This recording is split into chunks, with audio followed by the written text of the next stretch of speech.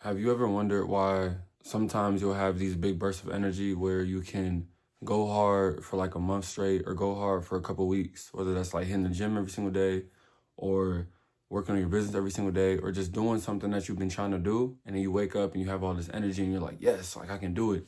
So you wake up and you get it done.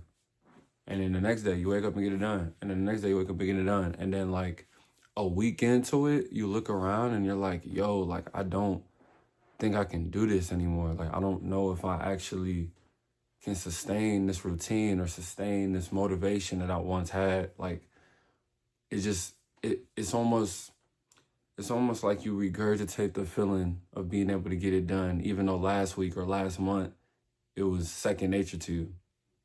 Do you know why that is? It's because most human beings, we have our perception of discipline and our perception of consistency is all messed up. Of what that looks like and how to maintain it is extremely messed up. If you look online, right, and you Google discipline or motivation tips or stuff like that, you're going to see all of these like David Goggins or all of these just hard motivational videos of people saying, oh, you got to go hard. You got to go 125%. You got to do this. You got to wake up every day. You got to treat every day like rents do. You got to treat every day like nobody's going to save you. And like, in a sense, that stuff is true. I'm not saying that you shouldn't be motivated. I'm not saying that you shouldn't have something to work for and you shouldn't think that there isn't a chip on your shoulder, because there might be.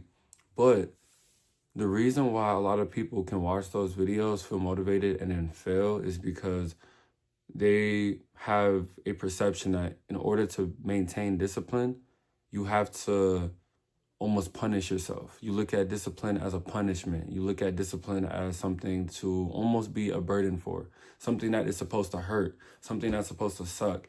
A lot of people think that those things integrate and they're the same thing, but it's not true. Whoever said that is lying. And the reason why they're lying is because they don't want you to get ahead of them. Oh yeah, you should always feel like this. You should always be, no, bruh. Real discipline is boring. Real discipline is consistent. Real discipline is not sexy at all. It's not cool. It's not dope. It's not something that you can tell your friends or tell your family or your partner and they're like, oh my gosh, you're doing that? No, it's waking up every day and just getting that thing done.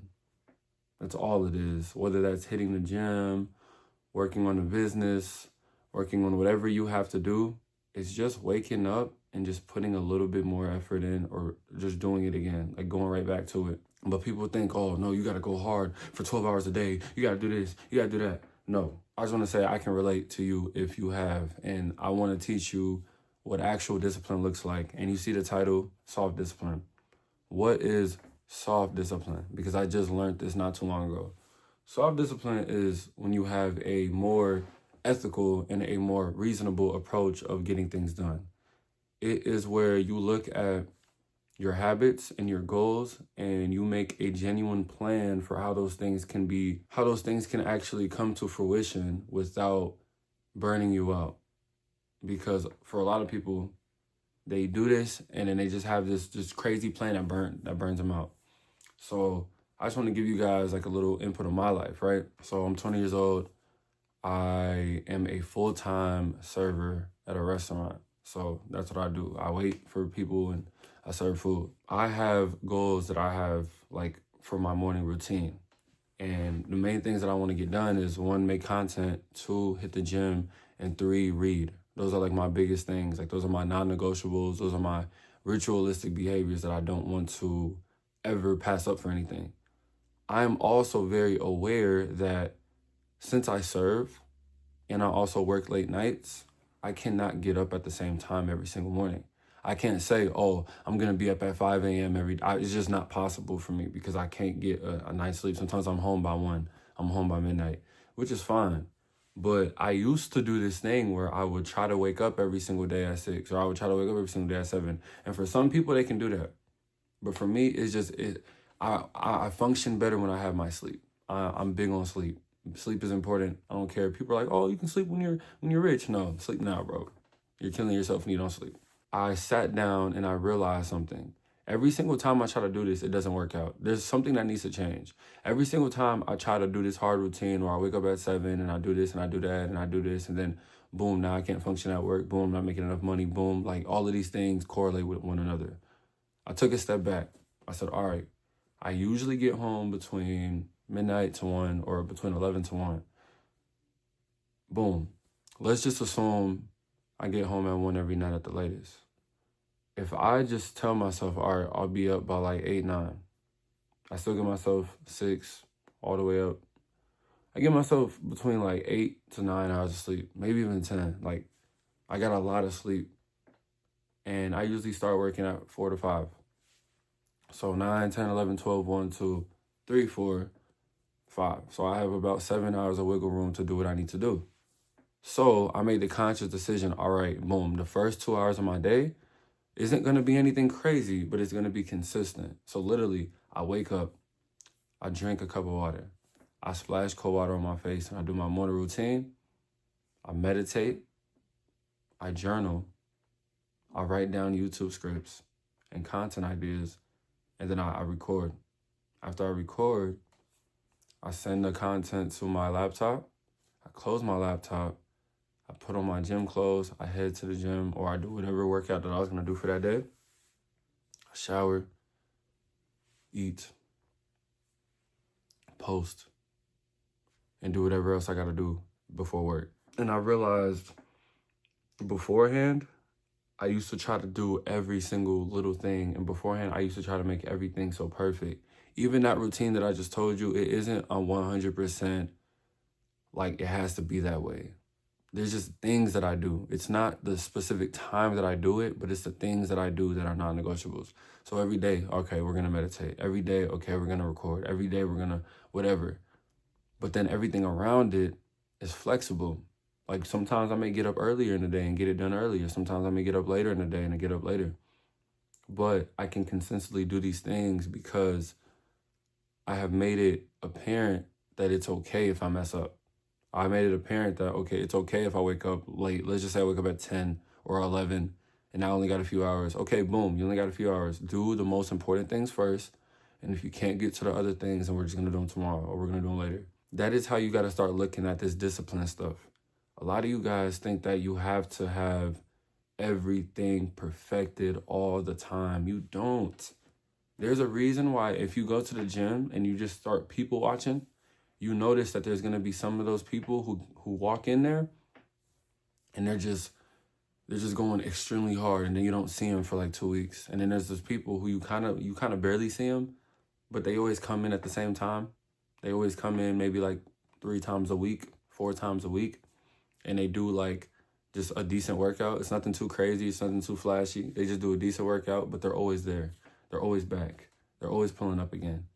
It's because they have built up the consistency and the mindset that, okay, this isn't about being the best. This isn't about being the hardest or being the most perfect with my stuff. This is just about getting up, dusting it off my face, and going to do it. And you have to understand, when you just give yourself a couple of hours to just dedicate time to do this one thing, everything else around you is going to flow.